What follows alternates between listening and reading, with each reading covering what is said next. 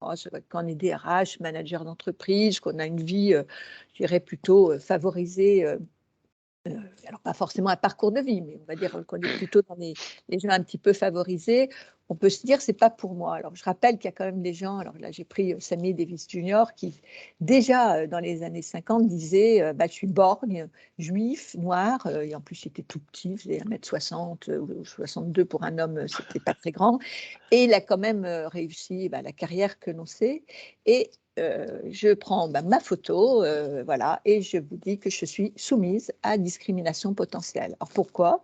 Parce que je suis une femme, et ça, les femmes sont discriminées, sur le marché du travail, particulièrement, entre autres, hein, mais il n'y a pas que ça, par la différentielle de salaire.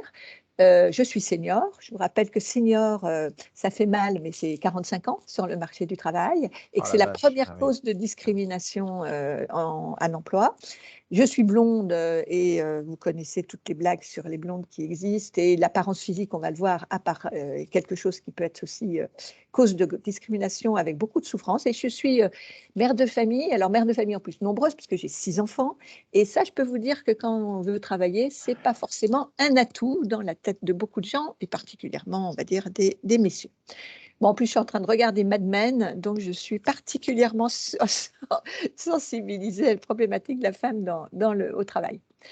Alors, je vous propose, mais on ne va pas y passer beaucoup de temps, c'est un petit exercice que je fais, au lieu de mettre ma photo, bah, mettez la vôtre, et puis dites-vous, bah, en effet, potentiellement ou réellement, parce qu'on a tous vécu des expériences pas très drôles, vous êtes peut-être, en effet, on va les parcourir ensemble ensuite, mais vous avez peut-être été déjà, soumis, vous, à des discriminations ou témoin de discrimination, et en effet, comment éviter ce phénomène qui est un phénomène qui pose problème pour la cohésion de la société, pour les performances des entreprises, puis pour le bien-être, de tout un chacun. Alors, il y a beaucoup d'implicites. Ça, je voulais le dire, en fait, il y a de l'explicite, on va en parler, c'est l'organisationnel, c'est la conduite du changement, et ça, on va dérouler très vite, mais voilà, il y a beaucoup d'implicites, et l'implicite, c'est des choses comme ça.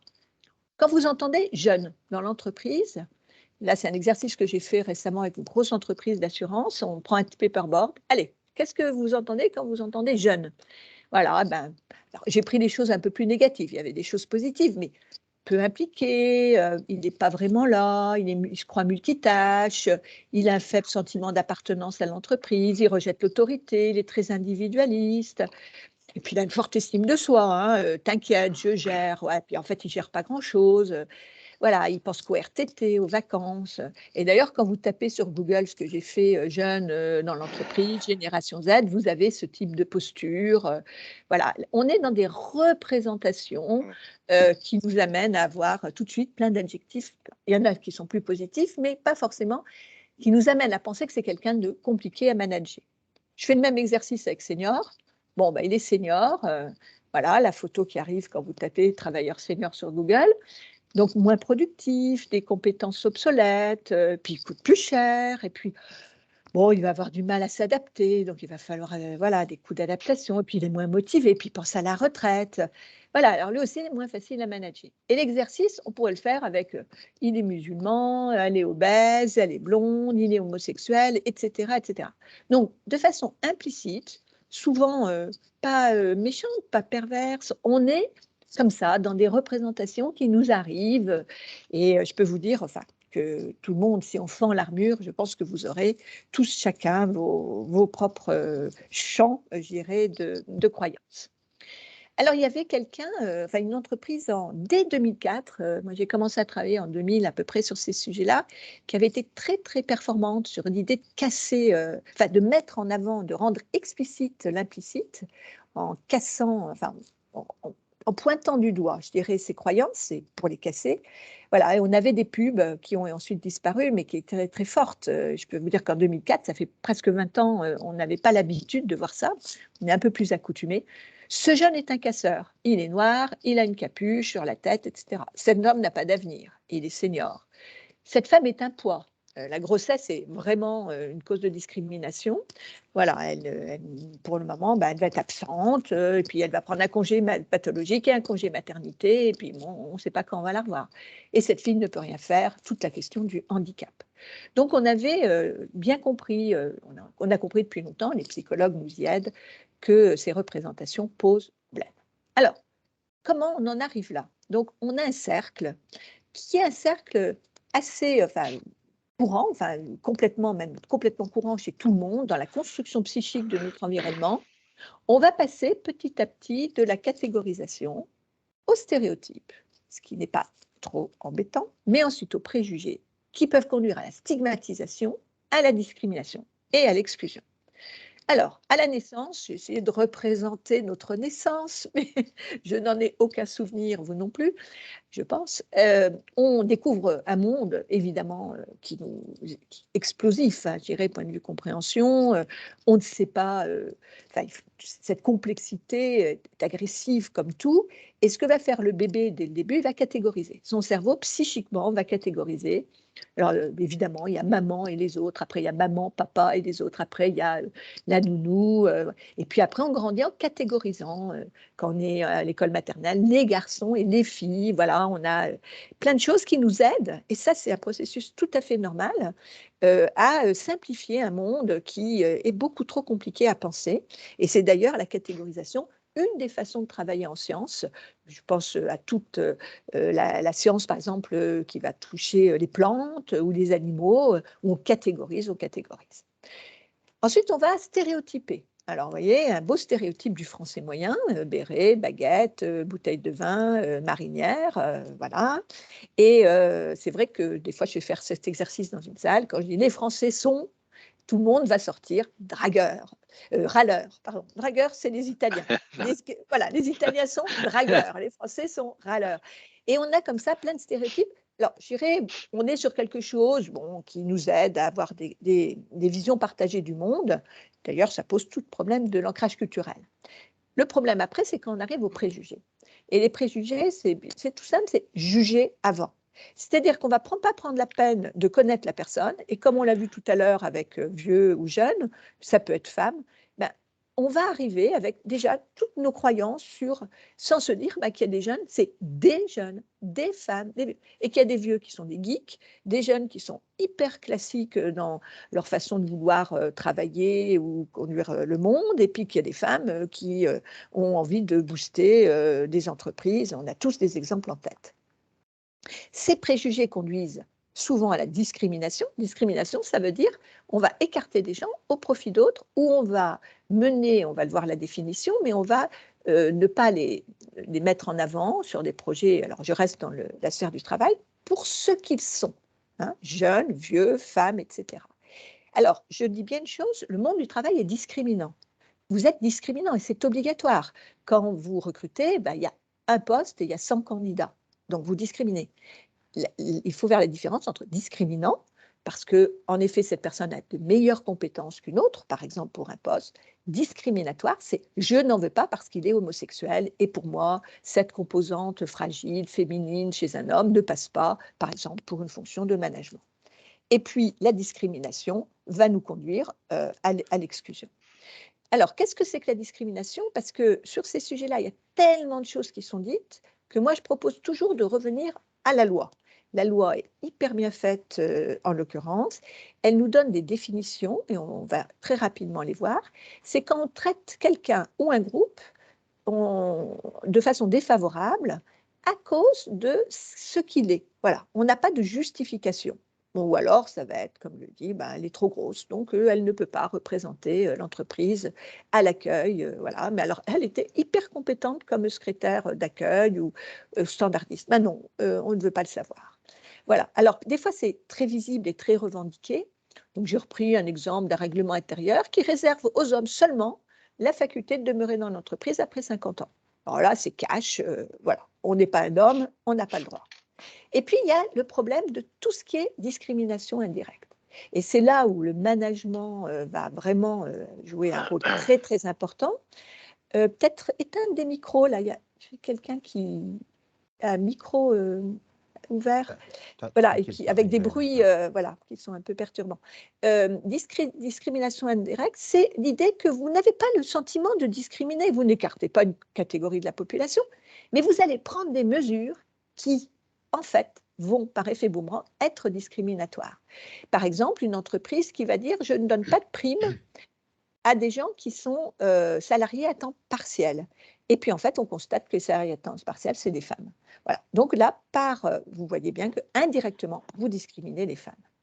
Et puis, il y a une notion qui est apparue et elle est importante, c'est la discrimination systémique. Voilà. Alors, c'est une des organisations qui, de façon complètement imposée, leur culture, leur structure, leur système, ont développé des façons de travailler qui écartent des populations. Parce que c'est impossible d'avoir des personnes handicapées dans un certain type d'organisation. Moi, j'ai travaillé avec des entreprises, on va dire, avec des métiers très, très masculins. Je travaille actuellement avec l'industrie nucléaire. Voilà, c'est que des hommes parce qu'on n'a que des ingénieurs hommes. Les femmes sont sur ce qu'on appelle les fonctions support. Et on le voit bien, ancré dans les mentalités, dans les façons de penser, même sur des sujets qui sont l'organisation des réunions, l'organisation d'une façon de process de travail, etc. Alors, la loi nous dit beaucoup de choses et simplement vous rappeler qu'en France, toutes les questions de discrimination puis de diversité viennent des questions hommes-femmes.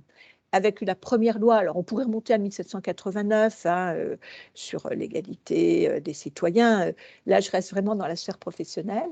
Ça fait quand même maintenant 50 ans, en fait, cette année 50 ans, qu'on a décidé qu'il y aurait une égalité de rémunération homme-femme. Et elle n'est toujours pas du tout acquise, puisqu'on est entre 12 et 25%, suivant les modes de calcul, bien sûr à carrière égale, etc.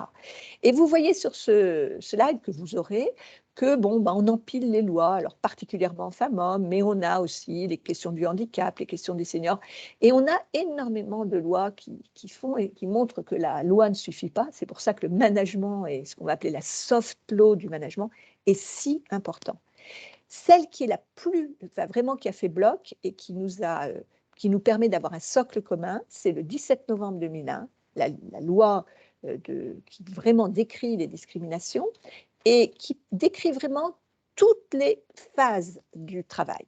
Ce n'est pas que, on parle tout le temps du recrutement, mais c'est aussi la rémunération, le reclassement, l'affectation, la classification, la promotion, la mutation, le renouvellement de contrat. Tout est concerné par éventuellement donc des discriminations directes ou indirectes, et on ne peut pas ignorer la loi. Nous avons actuellement 25 critères. J'ai beaucoup parlé de l'âge, j'ai parlé un peu de l'apparence physique, j'ai parlé du sexe, mais il y a évidemment la religion, la problématique du voile, la problématique d'avoir un crucifix dans son bureau. Donc, c'est des sujets très importants et qui nous impactent énormément en France depuis quelques années. Mais il y a aussi la perte d'autonomie, le handicap, je crois que j'en ai parlé, et les mœurs. Est-ce qu'on accepte que quelqu'un vive, je ne sais pas, dans une communauté, ou d'être simplement en couple de façon, on va dire, normative, les activités syndicales, les opinions politiques. Je suis chef d'entreprise, je vois un collaborateur qui distribue des tracts d'un parti qui ne me convient pas sur le marché un dimanche matin. Voilà, est-ce que je vais éventuellement le discriminer pour ça? La grossesse, l'orientation sexuelle, l'identité sexuelle, etc. Donc, vous voyez qu'il y a 25 critères, il faut les connaître parce qu'ils peuvent vous rattraper. Et vous rattraper, c'est vrai que ça peut se nicher dans plein de choses. Donc, vous pouvez, sur le site du Défenseur des lois, qui est maintenant l'entité qui permet aux personnes qui se sentent victimes de discrimination, qui sont témoins de discrimination, de porter plainte. Et vous pouvez avoir, vous voyez, Nathan, licencié en raison de son homosexualité, Hichem en raison de sa religion, le petit Mathias, privé de cantine parce qu'il est handicapé, et des vendeurs de vêtements qui sont sélectionnés non pas sur leurs compétences, mais leur physique. Vous avez plein d'exemples et vous avez là tous les processus pour pouvoir porter plainte en cas de discrimination. Parce que ça coûte cher de discriminer. Donc, pour une personne, ça peut aller jusqu'à 3 ans d'emprisonnement et 45 000 € d'amende, sachant que la preuve est renversée. C'est quand vous discriminé, c'est à l'autre d'apporter la preuve qu'il n'a pas discriminé. Et de la même façon, le harcèlement, ça je tiens à en parler, coûte très cher. Il peut aller jusqu'à 2 ans d'emprisonnement et 30 000 € d'amende. Alors, pourquoi je parle du harcèlement?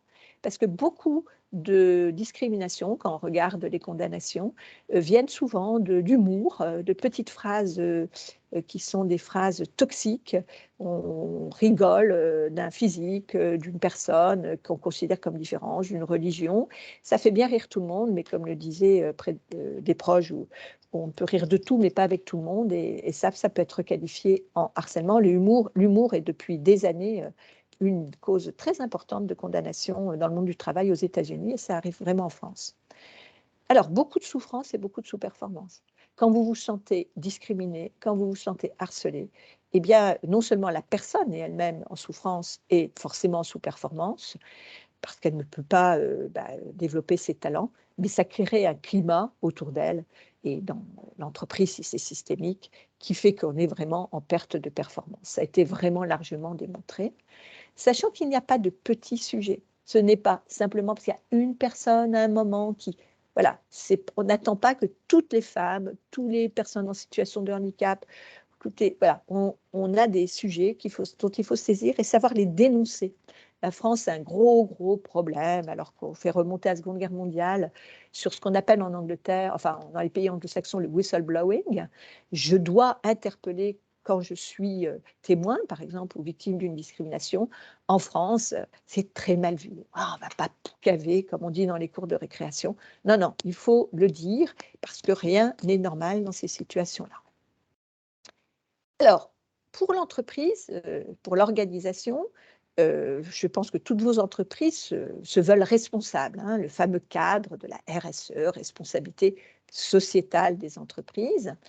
Donc, je vais rappeler que cette responsabilité sociétale, elle est bien sûr basée sur l'économique. Une entreprise est là pour générer des emplois, de la richesse, hein, mais elle est aussi pour environnementale et quelquefois, responsabilité sociétale, on s'arrête à l'environnement. Je suis à 100% pour, il faut le faire. Nous, avec la diversité et puis la lutte contre les discriminations, l'inclusion, on va être dans le pilier social. Et on voit bien sur ce schéma très connu que tout ce qui est pérenne et durable ne peut être qu'au centre des 3 visions. Donc, on inclut ce pilier social dans la RSE. Et on a donc, au début des années 2000, quelque chose qui arrive, qui est en France, hein, la diversité. C'est arrivé des États-Unis, comme pour beaucoup de choses, où on s'est dit, la lutte contre les discriminations, c'est un peu négatif, on voit les choses en noir, on essaye de réparer des choses qui ne vont pas, donc on va partir de la diversité.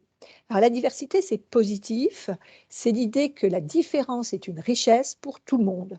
Pour les individus, j'ai de la chance, ça m'enrichit de travailler avec des gens différents de moi, mais aussi pour mon entreprise qui a beaucoup de choses à y gagner. Et donc, on va partir en début des années 2000, donc il y a plus de 20 ans, sur ce concept de diversité. Ça s'inclut, vous le voyez avec les publicités, il faut toujours regarder le marketing quand on travaille sur le social. Voilà, des publicités qui nous montrent l'importance que prend la différence, et c'est toujours bien de s'appuyer sur le cœur de métier d'une entreprise. Regardez L'Oréal. L'Oréal s'est lancé, il y a pareil, une vingtaine d'années. Je pense L'Oréal France, c'est arrivé à peu près là, c'était avant aux États-Unis, mais sur les peaux différentes, donc foncées, sur les maquillages pour les paupières asiatiques, ça a démarré beaucoup sur les cheveux crépus, sur l'âge, avec Jane Fonda comme égérie, mais parce que c'était des intérêts bien compris, et il y a des marchés énormes sur ce qui était vu comme des différences. Et puis l'individualisation, comme certaines banques, là on dit Chloé Bank, voilà, j'individualise. Et alors, le champion de la médiatisation de ces côtés diversité, c'est McDonald's. Venez comme vous êtes. Voilà, vous pouvez être qui vous voulez, on s'en moque. Nous, on est là pour vous servir, esprit service client. Et ça, il faut que ça soit diffusé, bien évidemment, partout dans l'entreprise. Si l'entreprise McDonald's fait des pubs comme ça, puis quand vous arrivez au comptoir avec un fauteuil roulant, ou parce que vous êtes obèse, et puis que le serveur l'équipier vous fait une réflexion ou refuse de vous servir, bien évidemment, ça ne peut pas marcher.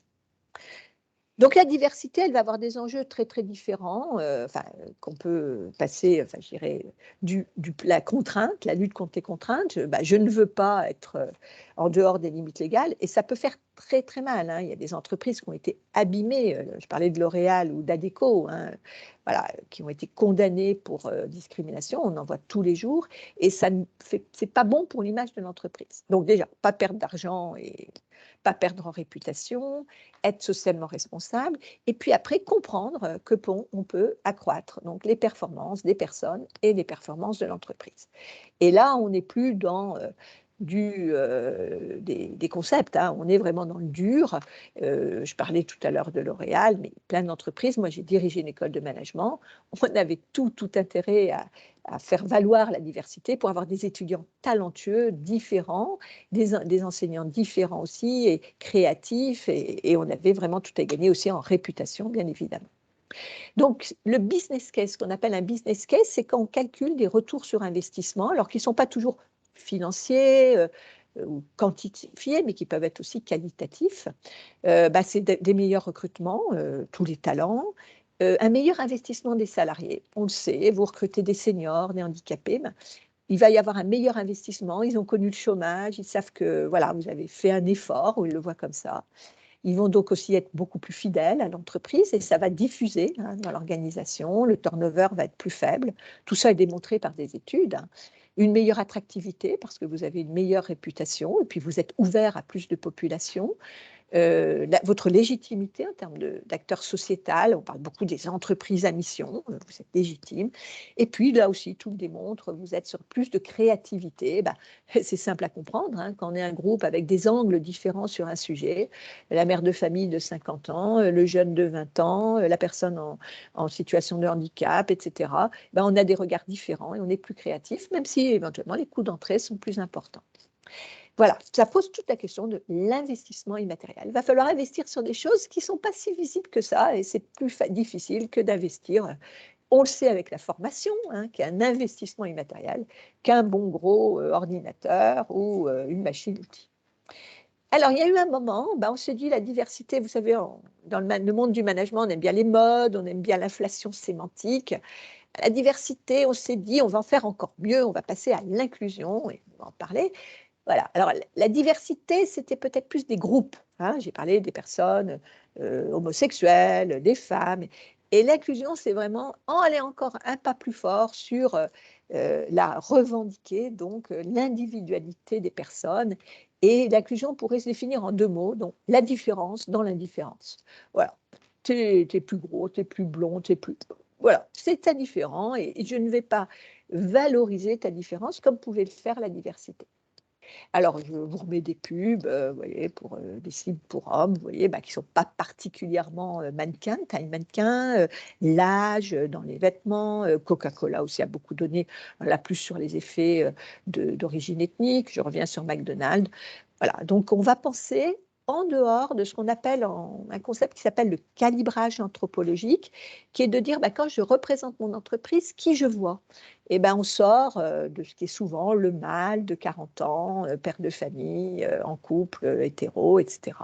Et on va aller vers des personnes très diverses, comme le montrent donc beaucoup de publicités. Alors, pour le petit clin d'œil, on revient de loin, je reste sur les femmes.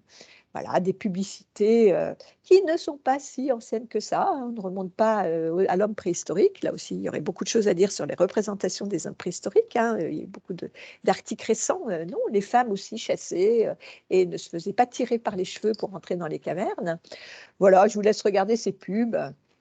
Une crème de la crème qui nous dit Babette, je la lis, la fouette et parfois elle passe à la casserole, très élégant.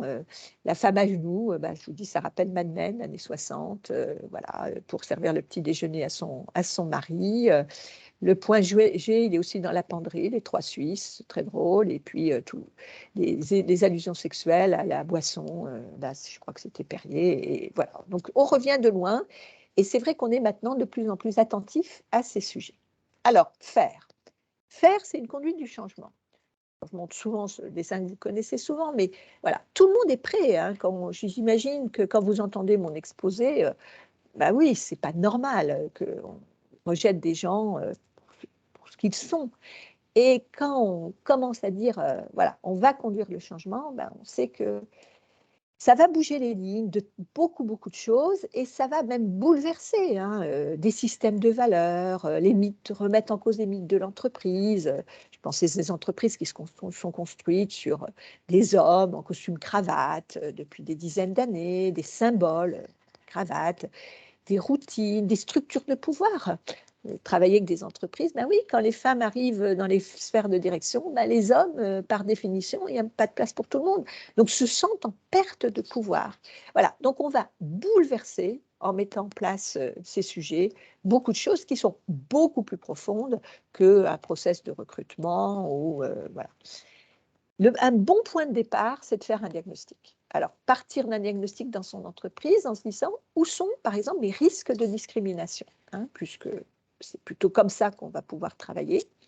Donc, je vous rappelle que je vous livre, moi j'ai beaucoup travaillé avec la matrice Amdex sur ces sujets, donc les matrices de risque, maîtrise des risques en criticité. Et voilà, on va identifier tous les risques de discrimination qu'on peut avoir, à quels endroits et comment on arrive à les maîtriser. Et la criticité, je vous rappelle, c'est la gravité par la fréquence. Je vous disais tout à l'heure, il n'y a pas de petits sujets. On pourrait penser très, très grave qu'une femme se fasse agresser, par exemple sexuellement, ou un homme d'ailleurs, dans un bureau. Oui, c'est très, très grave. Même s'il y a beaucoup de choses qui remontent, c'est quand même pas très fréquent. On va l'espérer en tout cas. Par contre, la petite blague tous les jours, sur le physique d'une personne, qui, même entre soi, peut devenir, par sa fréquence, extrêmement critique. Voilà. Donc, il faut savoir doser cette gravité, cette fréquence, pour avoir un bon diagnostic et un bon point de départ de notre conduite du changement sur la mise en place de la diversité. Il y a des dérives, et je vais les pointer. Pourquoi? Parce que ces dérives servent trop les gens qui n'ont pas envie de s'y coller. Alors d'abord, les dérives qu'on observe, c'est ce qu'on appelle maintenant, depuis quelques années, le blue washing. Vous avez tous entendu parler du greenwashing, c'est-à-dire on est vert, on est social, on protège l'environnement, puis en fait on déverse des boues rouges dans la Méditerranée, où on ne s'occupe pas du tout de recycler nos produits. Là, on est sur le blue washing, c'est-à-dire pareil, parce qu'il faut aller très vite, on va mettre en avant, alors ça je l'ai beaucoup vu, la femme, là récemment encore, la seule femme qui est dans le COMEX, elle va être partout et représentée par un principe qu'on appelle de métonymie. Toutes les femmes supposées être dans l'entreprise. On va médiatiser, mettre en scène le recrutement de jeunes issus des quartiers, puis en fait, au bout du bout, il y aura 15 personnes, alors que l'entreprise en a 50 000. Voilà, donc on a beaucoup de blue washing et c'est une dérive. On a aussi pour les managers une formation à avoir parce qu'ils peuvent être très facilement en double contrainte. Alors, ce petit schéma est assez violent. Je suis embauchée ou vous êtes raciste? Mais c'est des situations, alors moi en tant qu'enseignante ou en tant que manager d'ailleurs, que j'ai trouvé, c'est-à-dire quelle est la ligne, comment aider, équiper les managers pour qu'en effet ils puissent avoir un discours qui est de dire ben, tu n'es peut-être pas le plus compétent. Et ce n'est pas parce que tu es en effet peut-être d'une origine ethnique, vraie ou supposée, différente de celle qu'on voudrait, supposer vouloir, que je ne te recrute pas. Voilà. Et la double contrainte, on la retrouve énormément chez les managers intermédiaires, ces managers qui sont nos sujets, et qui sont souvent pris entre des injonctions de la direction sur la diversité, la lutte contre les discriminations et la réalité du terrain. Je pense à des managers, par exemple, dans une entreprise où les salariés refusaient de mettre des chaussures de sécurité parce qu'ils ne les trouvaient pas assez esthétiques. Et ces salariés, au nom d'une ouverture vers les personnes, d'une compréhension sur l'apparence physique, étaient coincés et ça mettait en danger la sécurité des personnes. On retrouve la même chose en Angleterre, on l'a trouvé en tout cas dans la même chose, par exemple avec les turbans sikhs qui interdisaient de porter les casques de chantier. Alors, ça conduit à l'innovation, puisqu'on a trouvé des casques de chantier qui pouvaient intégrer le turban sikh. Mais la double contrainte est un vrai sujet. Et puis, il y a quelque chose dont vous avez sûrement entendu parler, le wokisme. Alors, je montre une illustration particulièrement amusante du wokisme, qui est donc cette émission Arrêt sur image de 2018, plateau d'hommes, sur une question des femmes dans les médias. l'animateur dit, mais bizarre, on devrait parler de femmes dans les médias, et là, je n'ai que des hommes. Et tout d'un coup, cet homme va dire, vous pouvez visualiser, je vous ai mis le lien à la vidéo, mais qu'est-ce qui vous fait dire que je suis un homme? Je ne suis pas un homme. Voilà. Et ça, c'est les dérives qu'on peut trouver assez fréquemment, qui sont mises en avant par ceux qui sont contre la diversité. Voilà, donc ce sont les risques, on parle de cancel culture, voilà, où on va exclure des personnes au nom de l'inclusion. Alors, je prends un exemple, construire des réunions avec uniquement des personnes racisées, en excluant des gens qui sont blancs, parce que ils ont été trop discriminatoires et qu'ils ne peuvent pas comprendre les sujets que vont traiter des personnes, alors je mets beaucoup de guillemets, racisées, mais c'est le mot qu'on emploie en général. Voilà, donc la question, puis le petit schéma, le petit dessin là de Gore, c'est très drôle, je suis antiraciste, moi aussi. Ah non, toi tu ne peux pas, tu es blanc. Voilà, le wokisme, au départ, c'était le mot to woke, c'est éveiller. C'est donc d'être très vigilant à toutes ces questions de discrimination, mais ça peut dériver très fortement en pointant du doigt des gens au nom de la discrimination qu'ont conduit leurs parents, leurs arrière-grands-parents. On peut penser au colonialisme. Et il y a un moment, il faut quand même qu'il y ait des frontières. Le wokisme, paradoxalement, n'aide pas du tout à la diversité et l'inclusion. Il peut y avoir aussi quelque chose qui est, vous en avez beaucoup entendu parler, le CV anonyme ou le recrutement sur les compétences. Alors, c'est très bien. Sur le papier, c'est très bien. C'est dur à mettre en place. Le problème, c'est que paradoxalement aussi, c'est oublier qu'une personne, elle a un âge, elle a un sexe, elle a une origine, et qu'il y a un adage qui dit on est recruté sur ses hard skills, sur ses compétences, mais on est viré sur ses soft skills, pour qui on est. Et c'est vrai que je pense que c'est un peu dangereux de trop vouloir éliminer ce qu'est toute une personne. Et là, il y a eu aussi des effets de levier un petit peu embêtants là-dessus. Alors, comment avancer? Je vais terminer par ça. Eh bien, c'est de travailler beaucoup sur ces biais. Alors, les biais, ils ne font pas tout, hein, mais je vous ai parlé tout à l'heure de l'implicite. On a tous, donc, je vous ai montré la construction psychologique, des biais. Alors, le premier, c'est l'effet de halo. C'est-à-dire qu'on va arriver, ces préjugés dont je vous parlais, on va avoir une opinion sur la personne, alors peut-être déjà avant de la voir, ou même simplement en la regardant. J'ai beaucoup travaillé sur l'apparence physique. Ben oui, les études le montrent, mais alors de façon évidente, quand on est beau, on a une prime à la beauté, avec d'ailleurs des différentiels de salaire, et on vous voit comme plus intelligente et digne de confiance. Après se met en place le biais de confirmation. C'est-à-dire qu'au cours d'un entretien, si on n'est pas équipé pour éliminer les biais, on va se retrouver en gardant tout ce qui va renforcer notre première impression ou notre première croyance, et on va éliminer petit à petit ce qui ne pourrait le réfuter. Voilà, donc là, on va avoir ce problème qu'il faut éliminer. Et j'ai travaillé avec des cabinets de conseil en recrutement où il fallait vraiment il y avait du boulot, hein, parce que même des recruteurs vraiment étayés et compétents avaient du mal à travailler là-dessus. Et puis le biais de conformisme, qui est l'idée de dire, j'ai passé mon biais de halo, mon effet de halo, j'ai réussi, et j'ai envie de recruter cette personne qui est quand même très éloignée des standards, et tout le monde pense que ce n'est pas une bonne idée, je vais me conformer à l'opinion générale. Voilà, alors par exemple, des schémas, quand on projette, alors je peux vous montrer plein d'autres choses, mais quelqu'un d'un peu maigre, voilà des adjectifs qui arrivent, elle est discrète, elle est sûre d'elle, mais elle est souffreteuse, sèche. Personne qui a une apparence un peu plus classique, sûre d'elle, sociable, fière, et puis quelqu'un qui est gros va être plutôt ou gentil et bonne vivante, ou négligé, complexé. On a tous ces schémas en tête. Alors, comment on peut combattre ces préjugés? Il y a des méthodes qui sont des petites méthodes, hein. Alors, il y a des tests qui existent assez puissants, je n'ai pas le temps d'en parler, mais qui travaillent plus sur la prise de conscience. Ensuite, les combattre, c'est-à-dire que je suis face à une femme, ouais, la mère de famille, je peux me dire qu'elle va être encombrée par la double vie, triple vie professionnelle et personnelle.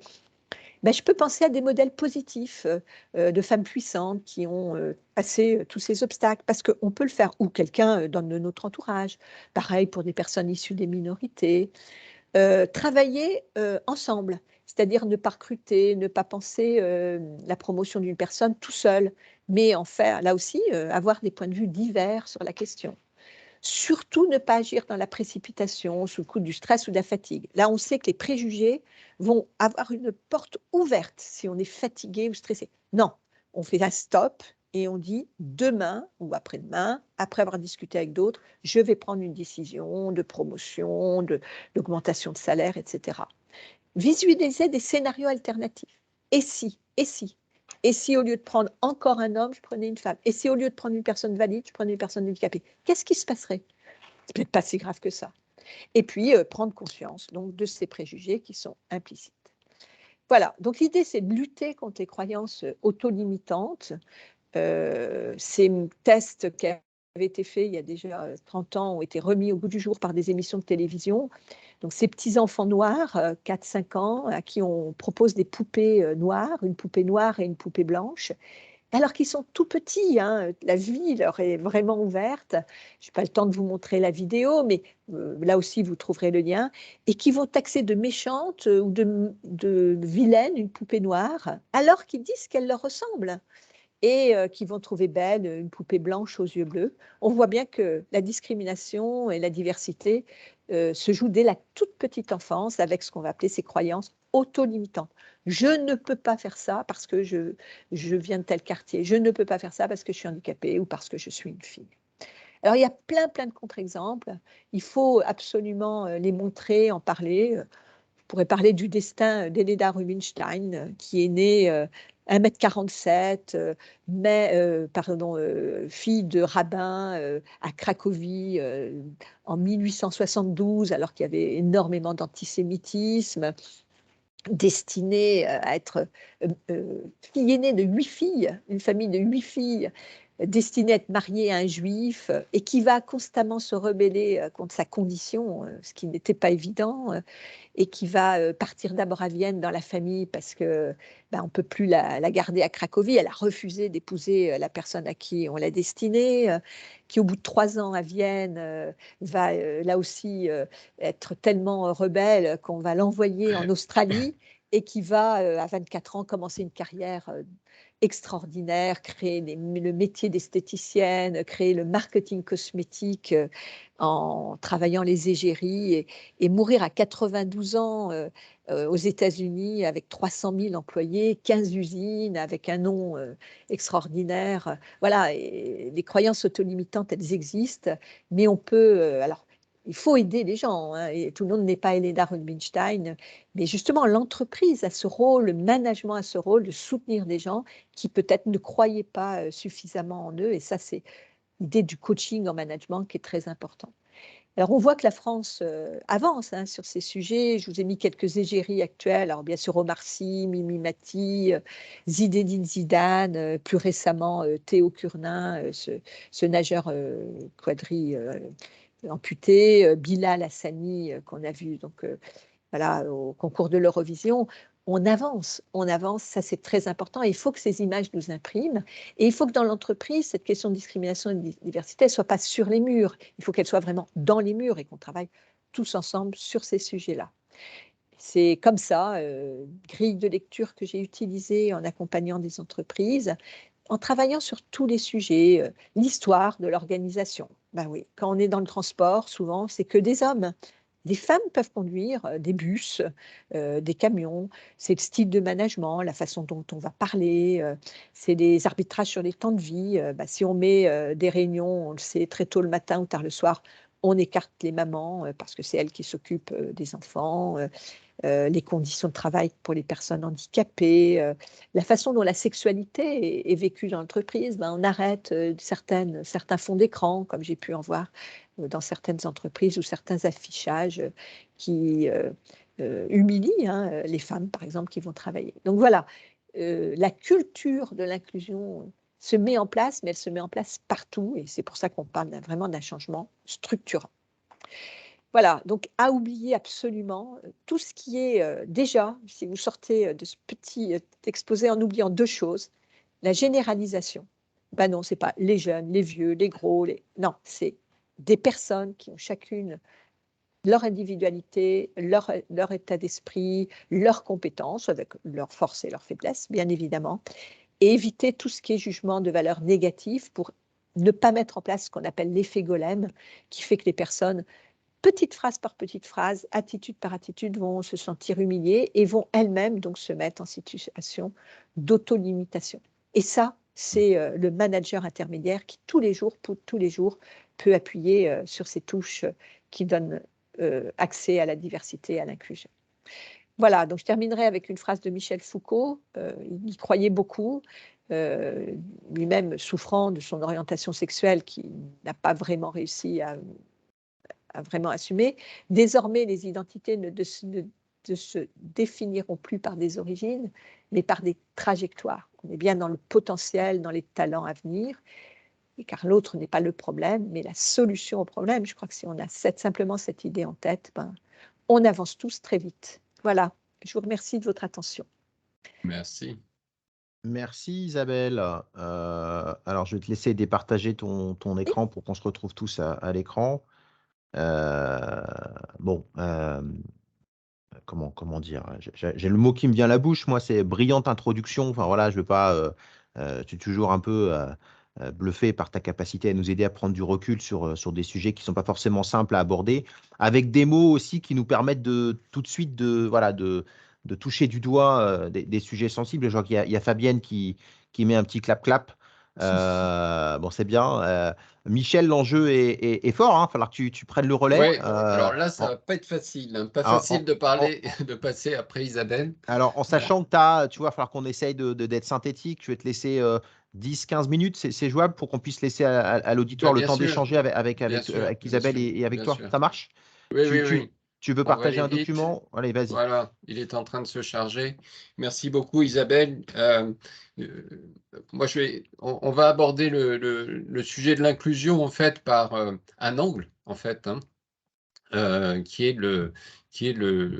l'inclusion par l'emploi. En fait, le campus de l'inclusion a été créé en 2019 par 4 entrepreneurs sociaux, on va dire, dont Thibaut Guilly est aujourd'hui au commissaire à l'emploi, était l'un des fondateurs en 2019. Tous sont partis du principe auquel on convient tous, je pense, c'est que l'inclusion passe par l'emploi. Ça, c'est une certitude, je dirais, qui est acquise par tous. Il y a une chose, en revanche, qui est très importante dans la fondation du campus, c'est de dire que si la porte de l'inclusion, c'est l'emploi, la clé, c'est le dirigeant qui l'a. Et que sans la volonté du dirigeant, rien ne pourra avancer. Et donc, il y a vraiment un rôle moteur du dirigeant, très engageant, très impliquant pour lui. Et le campus de l'inclusion, il est né de cette idée qu'il fallait accompagner les dirigeants dans cette mission-là, qui n'est pas une mission finalement si facile. Et nous, on est là, en fait, pour l'accompagner, pour les prendre par la main et pour les amener, non pas à une stratégie, mais à des actions inclusives. On est totalement orienté action, on vient tous du monde de l'entreprise, on va dire, et ce qui nous paraît vraiment essentiel, c'est que on commence, en fait, on fasse les choses. Alors, on travaille sur les 4 leviers de l'inclusion en entreprise, qui sont l'achat inclusif, le partage inclusif, le recrutement inclusif et l'innovation inclusive. Et ces 4 domaines, je pense que vous comprenez bien le contenu. Quand on parle d'achat inclusif, on parle de choses aussi simples quelquefois que d'acheter son café chez Café Joyeux plutôt que chez Nespresso. Ou quand on parle de partager inclusif, c'est mettre à disposition ses ressources internes finalement au service de gens qui sont parfois dans la difficulté ou dans la recherche d'un positionnement. Je passe rapidement. Qu'est-ce qu'on a fait, nous, en juste 2-3 ans maintenant? On a un peu moins de 400 alumni. On va accompagner 600 dirigeants cette année. Et on mesure tout. Donc, effectivement, on a vraiment des KPI d'entreprise. Et pour nous, c'est l'élément essentiel, c'est de savoir finalement, parmi tous les dirigeants qu'on accompagne, combien d'actions inclusives ont été en moyenne menées par les dirigeants efficacement, combien de personnes ont été impactées en moyenne et dans quel secteur, dans quel domaine. Donc, on mesure tout. Comment on se développe? On se développe grâce à des grands groupes qui nous font confiance dès le départ, des groupes comme Vinci, des groupes comme la Caisse d'épargne qui nous accompagnent. Et maintenant, et je suis très heureux de ce partenariat, le groupe IGS, qui nous accompagne dans ce déploiement. On a bien sûr un peu de subventions publiques et puis aussi on vend effectivement notre offre que je vais vous décrire. En fait, comment on accompagne nos dirigeants? On a un programme qui s'appelle Leader Inclusif. Il se passe en 4 étapes, une masterclass d'une demi-journée. Cette masterclass, elle est essentielle, elle est fondatrice. On réunit en fait soit en inter-entreprise différents dirigeants de différents secteurs, soit pour les grands groupes en intra-entreprise, un comité de direction de BU ou voire un COMEX dans certains cas. Et on les fait travailler ensemble. Alors, qu'est-ce qu'on fait en une demi-journée? En une demi-journée, déjà, on revient sur l'essentiel de l'inclusion par l'emploi, de quoi on parle. Et puis, on va travailler en atelier avec des mentors qui sont spécialistes de chaque levier de l'inclusion. L'objectif étant que chaque dirigeant, à la fin de la masterclass, ait rédigé sa feuille de route. C'est 2-3 objectifs d'inclusion très concrets qu'il va mettre en place pendant cet accompagnement qui dure 4 mois au global. Sur cette période de 4 mois, au cours de la masterclass, il va s'engager. Et il va s'engager non seulement vis-à-vis de lui-même, mais aussi vis-à-vis de l'équipe qui est autour de lui, une quinzaine de dirigeants en moyenne par masterclass. Et cette équipe, chaque dirigeant de l'équipe va s'engager vis-à-vis des autres. Il va dire, voilà, moi je m'engage à ça. Ça, c'est un engagement collectif et individuel qui est très fort. On a une deuxième étape, qui est une étape importante, qui est une étape d'immersion, où on va dans un ESAT, on va dans une école de la deuxième chance. Cette petite équipe de 15 dirigeants, on l'amène dans un lieu inclusif. C'est une étape extrêmement importante sur une autre dimension, on va dire. On n'est plus dans la théorie, on n'est plus dans la... Voilà, j'écris ça sur une belle feuille blanche. Non, là, je rencontre des gens qui sont impliqués, qui viennent de l'exclusion, on va dire, et qui ont réussi un parcours inclusif et qui vont nous raconter ce parcours et comment ils le vivent aujourd'hui. Ça, c'est une étape très importante, toujours avec la même équipe, bien sûr, on vit vraiment quelque chose d'important. Et après, il y a deux séquences qui sont des séquences d'action où nous, notre mission, et la mission de l'animateur de chaque promotion et des parrains, c'est d'accompagner les dirigeants dans la réalisation de leur plan d'action. Le chef d'entreprise, il n'a pas ce réseau-là. De manière générale, le dirigeant, le cadre supérieur, même s'il veut faire les choses, s'il a envie de faire les choses, c'est difficile pour lui de trouver, un, le temps, et deux, d'avoir les contacts locaux, bien sûr, parce que l'inclusion, ça s'incarne localement. Hein. Nous, on travaille sur toute la France. À Brive-la-Gaillarde, on va travailler peut-être différemment qu'à Paris ou à Bordeaux, avec des associations différentes, etc. Donc, tous ces réseaux, nous les avons, et nous les mettons à disposition des dirigeants pour faciliter l'exécution de leur plan d'action. Et enfin, on a une dernière étape, au bout de 4 mois, qui est l'étape tremplin, où là, on mesure réellement toutes les actions qui ont été entreprises. Et puis, on accompagne, là aussi, les dirigeants à dire, bon, OK, super, et maintenant, qu'est-ce qu'on fait sur les 6 prochains mois?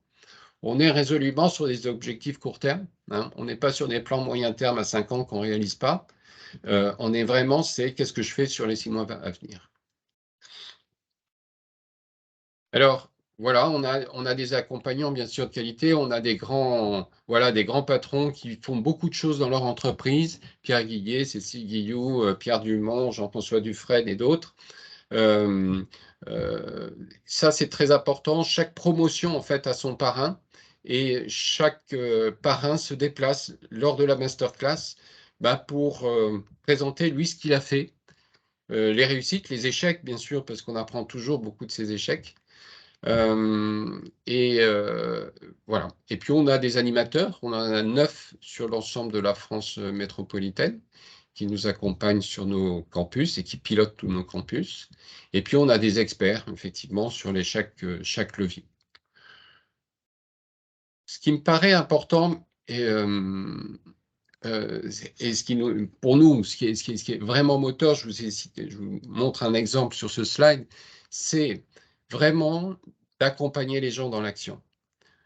On ne veut pas rentrer dans une réflexion stratégique. On peut faire de la sensibilisation, bien sûr, mais pour nous, ce qui est important et ce qui est pérenne dans une entreprise, c'est quand on accompagne et quand on arrive à accompagner dans l'action les managers.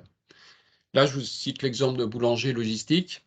Voilà, vous voyez, c'est des choses très simples. Je ne vais pas relire toutes les décisions qui ont été prises, mais il y a des choses vraiment fantastiques qui ont été faites avec cette équipe logistique. Quand vous voyez le dernier point, innover inclusif, une équipe de personnes en situation d'autisme sur les métiers de la logistique en partenariat avec une association, donc Vivre et Travailler Autrement.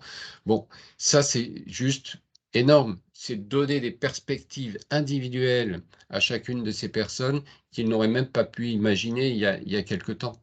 Donc, voilà, nous, là, on a gagné quand on arrive à faire des choses comme ça. Et là où on a gagné, c'est que ces dirigeants, ces cadres de boulanger logistique, ben, ils continuent. En fait, ça devient vraiment une deuxième nature. Et ça, c'est ce que l'on vise. Alors, voilà, je ne vous parlerai pas plus du campus de l'inclusion. Sachez que nous, voilà, on développe une quarantaine de campus par an. On travaille sur de l'intra-entreprise dans des grands groupes ou sur de l'inter-entreprise avec des patrons de PME. Et nous, notre objectif, c'est voilà, de les prendre par la main et de les accompagner, voilà, dans la réalisation et l'exécution.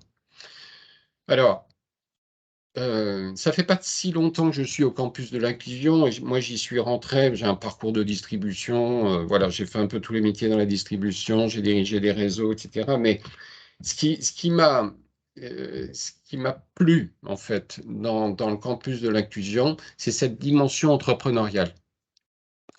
De dire la première chose, c'est que après 8 mois au campus, l'inclusion, ça n'est pas une stratégie. Alors, c'est un peu provoquant de dire ça parce que chaque fois que je rencontre des grands groupes, bien entendu, l'inclusion, c'est un élément important de notre stratégie. Et là, j'ai tendance, alors, je ne le fais pas, mais non, ce n'est pas une stratégie. Une stratégie, elle est là pour vous différencier des autres. L'inclusion, elle doit être généralisée. Au contraire, elle est... et c'est un vrai frein aujourd'hui dans les grands groupes. Et je mesure vraiment la différence entre les ETI, les PME et les grands groupes, avec des PME, ETI extrêmement réactifs. Je vous citais l'exemple de Boulanger, hein, qui est juste remarquable, et qui font plein de choses sur le réseau, et d'autres entreprises, hein, mais avec une agilité incroyable. Pourquoi? Parce qu'ils font confiance finalement à leurs managers. Chacun prend effectivement un petit peu en main cette inclusion par l'emploi, mais ce n'est pas une stratégie. Ce n'est pas une stratégie discriminante pour Boulanger. C'est juste parce que le patron de Boulanger dit qu'à un moment donné, on ne peut pas diriger une entreprise qui ne soit pas inclusive. C'est tout. En France, on a un plancher de verre. On n'a pas un plafond de verre, on a un plancher de verre dans l'emploi. On a 2,5 millions de personnes qui sont exclues du monde du travail. Et moi, tous les jours, je rencontre des dirigeants qui me disent « Ah, tu sais, Michel, tu te souviens, quand tu étais dirigeant, tu recrutais, tu avais 20 CV, et puis voilà, il fallait en choisir un. Aujourd'hui, je n'arrive plus à recruter. » Et on a 2,5 millions de personnes exclues du monde du travail. On ne peut plus accepter cette situation-là. Ça n'est plus possible. Et je ne parle pas seulement de gens qui ne sont pas formés. Bien sûr, Isabelle nous a parlé beaucoup de la discrimination féminine, mais il y a beaucoup de gens qui sont diplômés aujourd'hui, qui sont plus sur le marché du travail, pour des raisons X, Y, Z. Il y a des gens qui sont malheureusement porteurs de handicap, mais qui sont extrêmement brillants. Donc, l'entreprise a un vrai rôle majeur, et je dirais c'est d'autant plus important aujourd'hui que beaucoup de choses bougent dans l'entreprise. Beaucoup de fragmentation aussi, moi ce que j'entends dans les entreprises. Beaucoup de fragmentation ici, voilà, on est tous très confortables, on est beaucoup chez soi, on est en distanciel. Et puis il y a d'autres métiers, bien entendu, quand vous travaillez en magasin, le matin à 8 heures, vous êtes en magasin, hein. On ne va pas travailler en distanciel, hein. Donc il y a des équilibres à retrouver. Et ma conviction, mais ça serait peut-être un bon sujet de discussion, c'est que l'entreprise, elle a un rôle majeur pour que les gens se retrouvent, non pas sur des valeurs, souvent on a parlé de valeurs, mais surtout sur des actions qui les dépassent. Et l'action inclusive, c'est, à mon sens, un excellent levier, une belle opportunité, on va dire, pour les entreprises, que leurs équipes se retrouvent sur des actions qui les dépassent. Et Michel, si... est-ce que Oui, quand pardon. sur ce sujet-là, je me souviens d'une conversation qu'on a eue avec, on peut le citer, Thierry Teboul, il n'y a pas très longtemps, là, qui est le Oui, patron de bien sûr. l'ADAS, qui lui parlait d'émancipation. Oui. Voilà, c'était avant tout une question d'émancipation, l'inclusion. Comment tu rebondis par rapport à ça? Est-ce que tu es en face par rapport à ça? Mais oui, bien sûr. En fait, s'il y a un véritable enjeu aujourd'hui au sein des entreprises, c'est de faire travailler les gens ensemble, de retrouver du collectif. Aujourd'hui, il y a beaucoup de changements qui s'opèrent, et on en parlait au début de cette visio, en disant c'est dur de faire du présentiel. Vous vous rendez compte? Ah, j'ai un... Non, attends, c'est moi Hop, qui ai fait. Hop, c'est pas grave, hop, t'inquiète pas. c'est toi. Non, c'est juste pour qu'on puisse Tu voir nous tout as le monde. partagé tes... Voilà, tout le monde puisse se voir à l'écran et on va faire en sorte que chacun puisse s'exprimer sur les 25 dernières minutes qui nous restent là, je pense, en rebondissant sur tes propos. Michel, on vous voit, Véronique, voilà, Isabelle, je te vois. Philippe, alors attends, Philippe, le micro est coupé. Est-ce qu'il y a des personnes qui nous ont rejoints depuis? Voilà, Philippe, je te vois. Nassira, Imen, Manon, Fabienne, tu nous as rejoint. Il y a des personnes, alors j'arrive pas forcément. Il y a Fabrice Gabard peut-être ou Fabienne, je toque. Hop. Alors, peut-être aller à la volée comme ça, qui se sent d'attaque de challenger Isabelle et Michel sur les enjeux. Là, Michel était en train, enfin, conclut sur la partie, c'est un enjeu collectif, c'est un enjeu d'entreprise, mettant en avant le fait que c'est pas une stratégie, l'inclusion, c'est avant tout c'est partie prenante de l'activité d'une entreprise à part entière. Euh, Allez Philippe, je vais te challenger. Comment tu vois les choses, toi, par rapport à ce que tu vis chez Résid Études?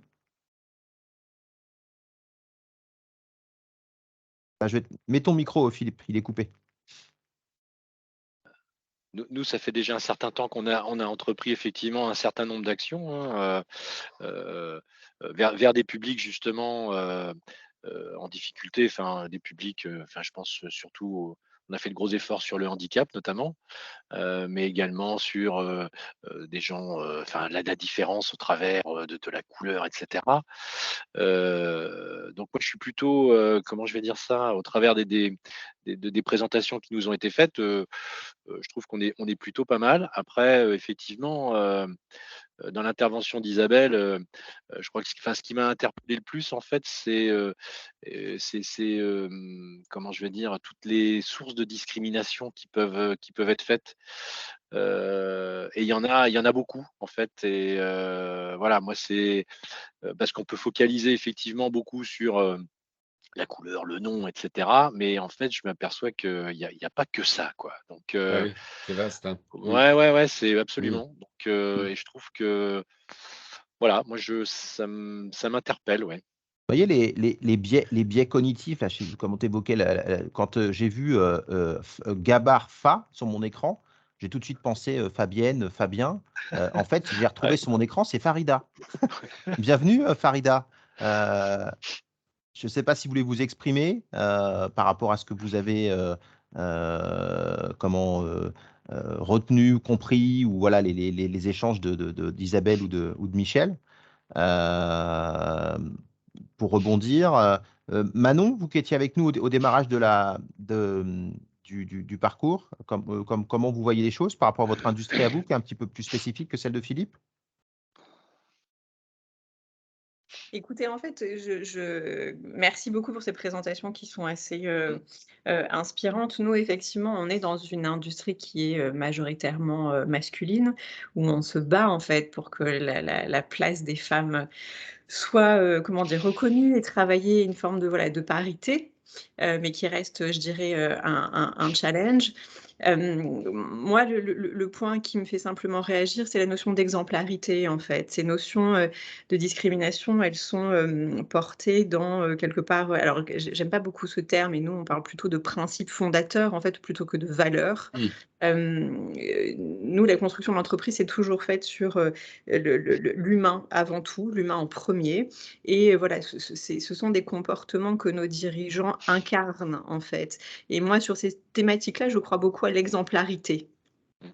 Et voilà, et je trouve qu'à partir du moment où on incarne des postures de respect, d'intégrité, de considérer tout le monde, quel que soit son parcours, quelles que soient ses origines, à partir de là, ça invite aussi à une culture qui soit beaucoup plus inclusive, en fait. Et ça, moi, c'est voilà, un sujet que j'ai la chance de vivre au sein de mon entreprise, et voilà, et qu'on essaie, je dirais, de diffuser le plus largement possible, en fait. Véronique, vous qui allez partir au Canada, là, on en parlait un peu en introduction avec Isabelle. Isabelle disait qu'il y avait et je te laisserai après la main, Isabelle, qu'il y avait une culture inclusive beaucoup plus forte au Canada. Oui. Comment vous l'envisagez? Comment ça se Alors, concrétise? effectivement, alors moi-même, j'allais dire, dans les critères de recrutement, j'ai été surprise parce que il y a des questions très ouvertes, à la fois dans les logiciels, mais aussi lors des entretiens, sur votre sexualité, sur votre religion, etc. Et au début, je vous avoue que française, en plus du monde RH, j'étais complètement sidérée en me disant mais qu'est-ce que ça vient faire? On est en train de parler de compétences, de description de poste et surtout, c'est surtout très intéressant, mon préjugé, c'était de dire mais qu'est-ce qu'ils vont en faire? Et donc tout de suite de me dire je vais être éliminée. En fait, vraiment, en me disant, mais là, selon ce que je vais répondre, je vais être dans des cases et le résultat, c'est pas du tout ça. Et je vous avoue que donc moi, je me suis dit que c'est un thème sur lequel donc, je suis intéressée. C'est aussi pourquoi je suis avec vous ce matin, pour me dire il va falloir vraiment faire un gap de fonctionnement parce que là-bas, au contraire, et vous l'avez très bien dit, Madame Barthes, sur le côté chez eux, la différence, et on bascule vraiment, si on l'utilise, on voit le côté très positif. J'avoue que moi, en France, même si c'est dans une entreprise qui faisait des actions, on était beaucoup moins positif là-dessus. Et donc ça m'a vraiment marqué. Et le résultat, peu importe ce que j'ai dû redire, mais de toute façon, on nous a bien fait sentir que c'était vraiment la complémentarité qui jouait dans l'équipe. Donc ça, c'est assez important. Par contre, moi, ce qui me frappe, c'est la grosse différence, et c'est pourquoi le Canada, voyez-vous, c'est pas non plus, je pense, tout rose, hein, il faut faire attention aussi. J'ai pu voir qu'ils mettent énormément ça en avant dans leur politique d'entreprise, leur vision, etc. Et je rejoins M. Sylvie qui dit c'est pas qu'une stratégie et on met ça avec des étiquettes. Et, parce que j'ai vu quand même, en discutant avec certains, c'est un peu du marketing. C'est-à-dire que derrière, quand vous creusez, ils ont des réels problèmes de certaines populations qui, quand même, pour eux, sont encore stigmatisées. Donc, voilà, je veux dire, je pense que c'est un gros travail. Vous l'avez tous dit, c'est vraiment, et à la fois les témoignages qui viennent d'être dits, des dirigeants, etc. Donc, c'est pas si simple. Pas si simple. Et le dernier point que je dirais, j'ai assisté à des conférences avec des personnes qui, notamment, ont changé de sexe, etc., ou qui donc témoignaient. Alors, pour le coup, peut-être aussi que pareil, en France, on dit moins les choses. Je me suis retrouvée un peu déconcertée avec des personnes humaines, et donc vraiment j'insiste là-dessus, c'est qu'effectivement on est face à des individus qui ont leur personnalité, etc. Et là, vous vous dites, ah là là, il y a des gens qui vivent des choses très traumatisantes. Et on ne s'en rend pas compte dans le monde du travail. Je reviens, moi, le lien de fait, c'était dans des relations professionnelles. Et je me dis parfois, eh bien, effectivement, sur des choses qui pourraient apparaître, je ne sais pas, des blagues, etc., entre collègues, et donc les managers, on doit faire super attention parce que ça peut vraiment vous rendre compte que des gens, petit à petit, se sont exclus. Alors, ça ne se voit pas toujours. Donc, vous le disiez aussi en introduction, Damien, avec les performances. Vraiment, c'est quelque chose d'insidieux, mais qui, à un moment donné, alors soit il y en a, ben, ils vont complètement craquer, ce sera visible, mais ce sera bien trop tard aussi pour remonter leur santé. Mais d'autres, ben, côté santé au travail, on n'est pas responsable, enfin, dans l'entreprise. Donc ça m'a marqué de se dire quels sont les facteurs. Et je vous remercie aussi, effectivement, Isabelle, je n'avais pas du tout en tête tous les critères. Là, c'est extrêmement vaste et pour faire des diagnostics, etc., c'est beaucoup de vigilance. Voilà. Isabelle, je te vois impatiente de prendre la parole. Ton micro, Isabelle. Non, Ouais. pas impatiente, j'écoute avec beaucoup d'intérêt. Alors, en effet, je pense qu'il y a ce rapport à l'intimité qui n'est pas le même suivant les cultures. Et c'est vrai que tous ces concepts, je parle de diversité, d'inclusion, nous viennent du monde anglo-saxon et qu'on n'a pas peut-être travaillé à la française ou à l'européenne. Ces concepts d'inclusion, le rapport à l'intimité n'est pas le même. Vous souhaitez, par exemple, cocher une case religion ou orientation sexuelle, c'est pas quelque chose en France qu'on fait facilement, alors que c'est quelque chose, ça c'est important de le dire. Je suis complètement d'accord avec vous sur l'exemplarité des managers.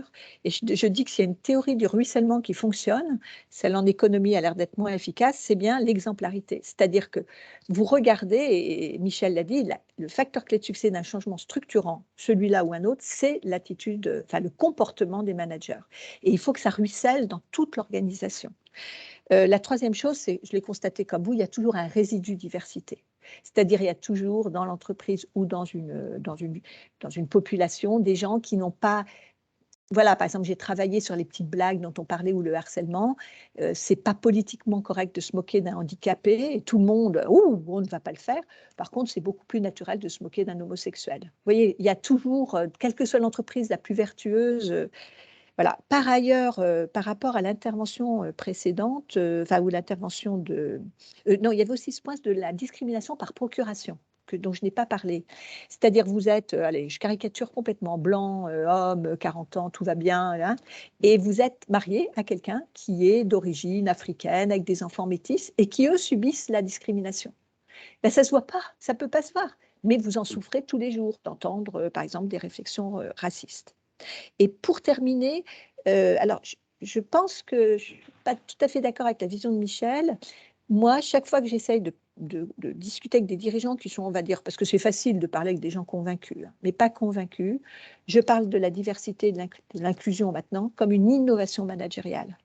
C'est ce qui va faire la différence distinctive d'une entreprise à une autre. Tout est copiable. Les business models sont copiables, les produits sont copiables, les services. Ce qui va être distinctif, c'est les hommes et les femmes, qui, eux, ne sont pas duplicables. Et le climat inclusif, l'attention, la diversité peuvent être fondateurs d'une innovation managériale et d'une stratégie distinctive.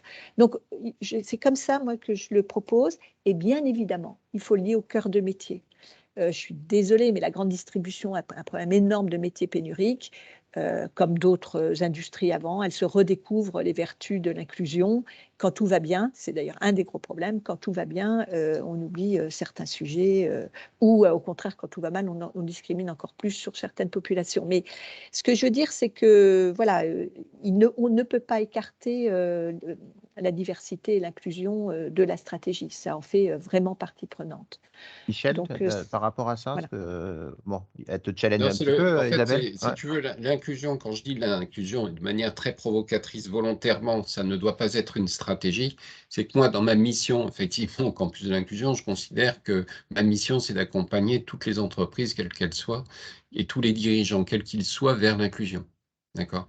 Après, le résultat, lui, effectivement, il est discriminant, évidemment. C'est que l'entreprise inclusive, on va prendre un grand groupe, par exemple, on va prendre le groupe Vinci, qui est extrêmement présent sur tous ces sujets et on fait des choses absolument incroyables. Enfin, ils font des choses absolument incroyables parce qu'ils ont une organisation extrêmement décentralisée avec des chefs d'entreprise sur l'ensemble des territoires, etc., qui ont la main sur les choses.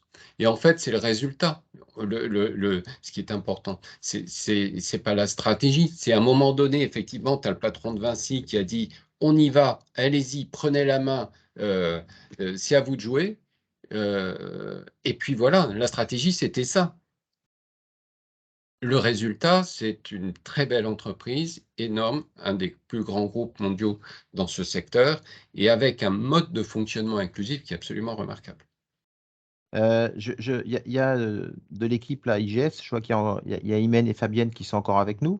Vous avez envie de faire un commentaire? Imen, peut-être toi qui nous rejoins dans la team là, management. Qu'est-ce que tu as pensé des propos d'Isabelle, de nos intervenants? Et puis je te laisserai aussi la parole, Fabienne, par rapport à ta vision qui est un peu plus marketing, par rapport à ton job aujourd'hui.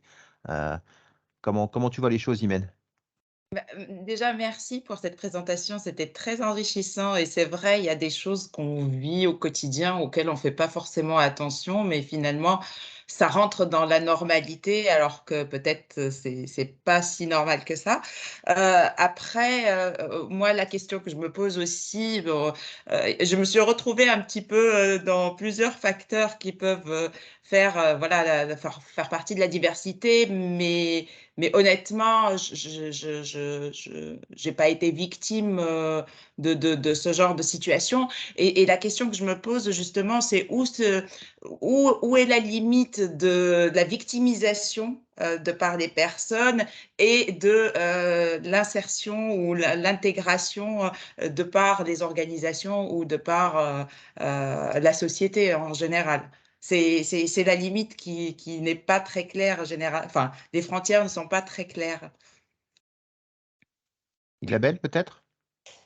Oui, c'est mon petit schéma sur la double contrainte que j'ai rencontré chez, par exemple, beaucoup d'étudiants qui disaient ben, on m'a pas pris parce que je m'appelle Mohamed ou voilà, c'est un des exemples. C'est clair, il ne faut pas non plus brandir ça, et c'est le problème de la dérive du wokisme. Hein. Il ne faut pas brandir ça comme quelque chose qui expliquerait une absence de compétences, une absence d'engagement, etc. Et c'est vrai qu'on parlait des croyances autolimitantes. Je ne suis pas capable de, mais ça peut être aussi une croyance. On m'empêche de faire les choses parce que je suis une femme, parce que je suis... Et je pense qu'une bonne façon de travailler ça, c'est un peu ce que je montrais, c'est des contre-modèles, quoi. Alors, tout le monde ne peut pas être Elena Rubinstein ou, je sais pas, Mimé Mati, hein, loin de là. Mais bon, ils ouvrent la porte à d'autres personnes et ils créent ce qu'on appelle, et qui marche très bien, des rôles modèles. C'est-à-dire qu'on peut avoir, une petite fille peut avoir dans la tête une Kamala Harris ou une femme dirigeante, un petit garçon handicapé peut avoir quelqu'un qui a fait le tour du monde. Vous voyez, on crée la notion de rôle modèle est très importante. Après, il ne faut pas qu'il soit manipulé par l'entreprise. Je vous parlais tout à l'heure de blue washing, ce qui est quand même quelque chose qu'on rencontre un peu trop souvent. Je crois, je ne sais plus qui en a parlé tout à l'heure. Voilà. Au nom de la célébration de ce qu'on fait bien, quelquefois, c'est bien aussi, c'est pour ça que je parlais du diagnostic d'Abdec, c'est aussi important d'aller voir ce qu'on ne fait pas bien pour l'améliorer. Fabienne, justement, par rapport à ce blue washing, on a tendance à dire que le marketing, justement, il creuse le sillon du blue washing. Hein, je suis volontairement provocateur. Qu'est-ce que tu en penses, toi, en tant que directrice marketing, relations clients de la formation continue du groupe IGS? Comment tu vois les choses? Moi, je pense que c'est pour le coup encore, bonjour à tous, je pense que c'est pour le coup encore des fausses croyances quelque part. Je ne suis pas sûre que le marketing soit aussi méchant qu'on le dit, ou en tout cas qui travestisse la réalité à ce point-là. Voilà, mais je pense qu'on a tous un rôle à jouer en termes de communication, ça c'est sûr. Moi, par rapport aux échanges, je m'interrogeais aussi sur l'évolution liée aussi aux générations, enfin autour on n'est pas autour de la table, mais on est tous plus ou moins de la même génération. Et moi, j'ai le sentiment, peut-être parce que j'ai des jeunes filles autour de moi que les prochaines générations ne seront pas nées seront nées dans une période peut-être plus ouverte, en tout cas moi c'est la perception que j'ai, mais peut-être qu'elles sont encore trop jeunes et qu'elles vont rentrer dans un moule malheureusement. Je vois Isabelle qui douche mon optimisme, mais Alors, malheureusement, Fabienne, oui, c'est la grande, toujours, on a toujours autour de soi des contre-exemples. On a toujours l'espoir que voilà, les jeunes générations vont faire différemment et elles ont souvent envie de faire différemment. Malheureusement, quand on regarde les statistiques, il y a beaucoup, tout change, mais rien ne change. C'est-à-dire que je parlais tout à l'heure des différentiels de salaire, la problématique des handicapés dans les entreprises par rapport au quota de 6%, etc. Enfin, ça évolue, mais ça évolue extrêmement lentement et on est sur des parités en 2358, on est sur des... Voilà, les jeunes générations, elles sont quelquefois en rupture, mais elles sont souvent en reproduction sociale. Moi, j'ai beaucoup travaillé sur ces questions avec les plus jeunes. Ils sont aussi le fruit de leur éducation et voilà, et ils reproduisent là aussi de façon implicite ce qu'ils ont connu dans les familles et on n'a pas forcément voilà, des personnes qui sont... mais bon, on peut se dire quand même, je montrais toutes les représentations marketing et en effet, moi, je viens du marketing, je ne suis pas du tout en train d'accuser le marketing, au contraire, il tend le miroir de la société et ça peut être de très bonne chose de voir des choses différentes et en effet de naître dans un environnement qui est beaucoup plus divers. Mais les jeunes générations, elles sont le fruit de l'éducation qu'ils reçoivent au lycée, à l'école, dans les familles. Et sur les questions, par exemple, d'égalité femmes-hommes ou d'orientation sexuelle, on voit que ça ne progresse pas comme on le souhaiterait. Oui, Alors, mais je pense que les entreprises ont un rôle majeur à jouer et la formation continue est là aussi pour ça, hein. Nous, on se rend compte que beaucoup d'échecs, parce qu'il faut toujours tenir compte des échecs aussi en termes d'inclusion, ils sont souvent liés au manque de formation des managers opérationnels de proximité, hein. On n'inclut pas effectivement quelqu'un qui n'a pas travaillé pendant des années comme quelqu'un qui vient juste de zapper d'une boîte à une autre et qui a l'habitude de ça. C'est une erreur fondamentale et beaucoup d'échecs sont là aussi. C'est-à-dire que parler de l'inertie du changement, hein, oui, il y a des moyens de le corriger et c'est vraiment le rôle des entreprises de former et d'accompagner leurs managers opérationnels, dans cette direction-là, hein.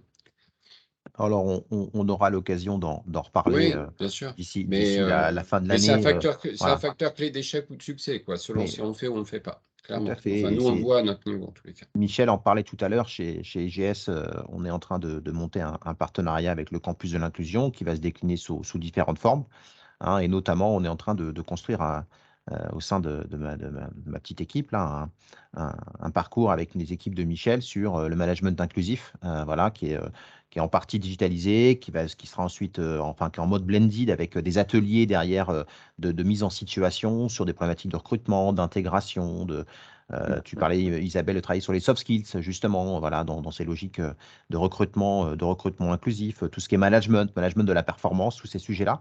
On est en train de traiter tous ces sujets-là et on aura à la rentrée quelque chose qui sera abouti. On est en phase de test, hein, avec des entreprises partenaires.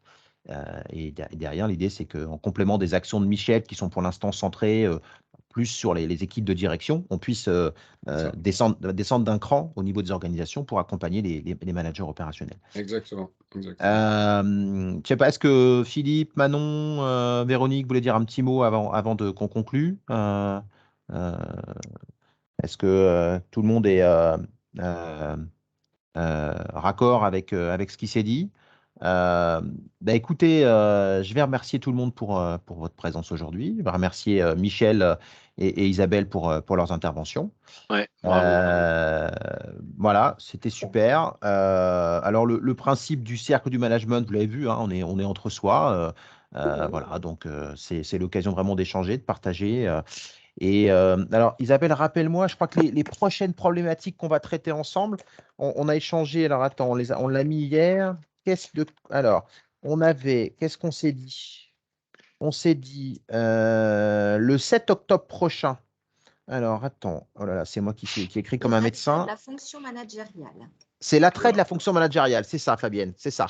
Hein, voilà, et c'est pas une question de génération, on est d'accord, hein, c'est qu'est-ce qui donne envie de se lancer dans la fonction managériale. On voit va qu'il y a en être. fait une souffrance chez les managers intermédiaires et que ça s'est accentué et qu'avec la crise sanitaire et qu'il y a de moins en moins d'appétence apparemment à la fonction managériale. Donc Voilà. voilà, c'est une question. Et le 20 janvier prochain, parce qu'on se projette déjà jusqu'en début d'année prochaine, on traitera des problématiques d'esprit de service dans la fonction de management. Voilà, notamment vis-à-vis des collaborateurs. Alors, je ne dis pas qu'il faut traiter les collaborateurs comme des clients, hein, mais voilà, cette notion d'esprit de service, jusqu'où ça va dans le management des équipes. Le management n'est pas un métier de pouvoir, c'est un métier de service. Voilà. C'est ça, c'est ça. Donc voilà, on va encore devoir de quoi bien échanger ensemble, Ouais, voilà, prendre du recul. Alors, merci Véronique, merci Philippe, merci Michel, merci Imen, merci encore une fois Isabelle. Et je souhaite à tout le monde une très bonne fin de journée, même si voilà, il est 10h, on a encore le temps de faire plein de choses aujourd'hui au boulot, hein. Je vous dis à très très vite. Salut tout le monde. Damien. Merci. Salut. Bonne journée. À bientôt. Au Au revoir. à tous.